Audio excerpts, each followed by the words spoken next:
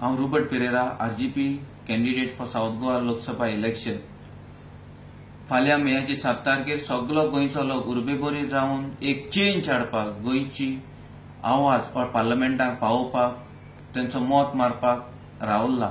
पूण आयज राती आदली राती 6 तारखेर मेयाचे एक मेसेज व्हायरल जाता व्हॉट्सअप ग्रुपाचेर आनी डिफरंट ग्रुप्सांचेर की रूबर्टान आरजीपी कॅन्डिडेटचेर विथड्रॉ केला आनी हांव रिक्वेस्ट करता की विर्यातोक सपोर्ट करचो म्हणून। ही मेसेज टोटली फेक और रूमर जावं फॉल्स रूमर गायला, फकत ना एक कारणा लागून घातला आसतो, कोण घातलो तो ही भिरांत आरजीपीची भिरांत आहा म्हणून हो रूमर घातला, फॉल्स रूमर्स। सो असलो रूमर तुम्ही मनाचेर घेवची न्हय गोंयकारांनी।